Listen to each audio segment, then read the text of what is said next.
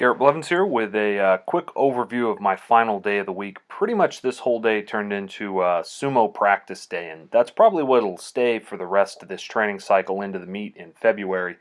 So my coach, Hanny from TSA, the strength athlete, gave me a recommendation. He said to pause more and spend more time just in the bottom of the sumo.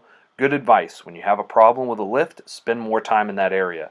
So I'm both getting tight for a second or two before I start the pull off the floor, and I'm pausing for a second or two, about 3 inches, 2 inches off the floor. I'm really just trying to pause 1 inch off the floor, but it is very difficult for me to feel when I'm just an inch off, so that's what this is. Now I used my straps some today, not because of grip issues, but because my fingers and hands have got some calluses built up on them, and I need to manage those a little better. But I'm trying to do most of the singles work that I do on my other sumo day just with my normal grip. And I'll bring some chalk in probably this next week to assist with that.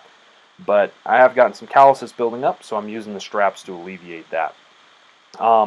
These felt pretty bad. A lot of internal pressure, especially holding the bottom position of the deadlift and then pausing it there. That always leads me to have a lot of internal pressure built up. So you'll probably see my face get real red, the veins popping out of the side of my neck and that sort of stuff. And it's just hard for me to hold that position.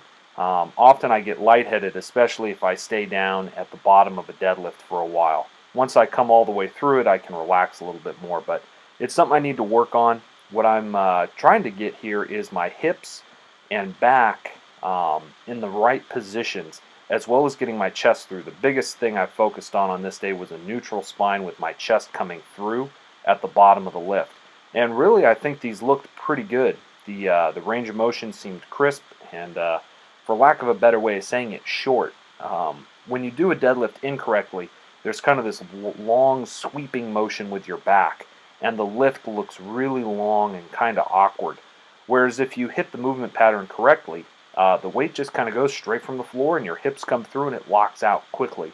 That's just something that it's hard to describe, but you know it when you see it. You'll see there the shaking at the sticking point. It's a weak area that I need to keep working on, but it was a good day. That's really all I had. Worked up to about 545 in pounds. So I wanted to continue on with the problem of deontology, or deontological ethics. And again, deontology is from the Greek word duty, and so it's duty-focused ethics, that you perform whatever your duty is, no matter what the circumstance, no matter what the context. This is the benefit of it is kind of how simple it is, and you always know what to do. The drawback is something called legalism, and that is when you create a duty through a list of laws or regulations, and you adhere strictly to them without any consideration of circumstances.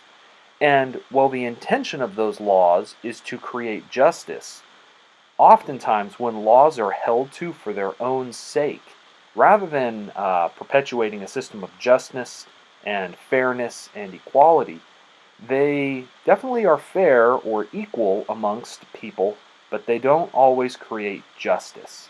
And that's because there can be circumstances in which one's duty, when performed, actually brings about injustice. And we know this from our own legal system in America. Some lawyers make it their business to perpetuate and defend unjust behavior, and they use the law to do this. They manipulate it, and they turn the laws themselves against the intention of the law. And we'll talk a little bit more about the intention of the law in the next video, and teleology, or teleological ethics.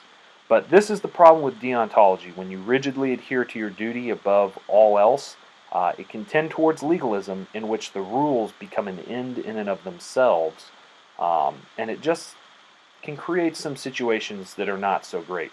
Probably bring some biblical examples of that in some future videos. Wherever you're at, I hope you're doing well. Blessings.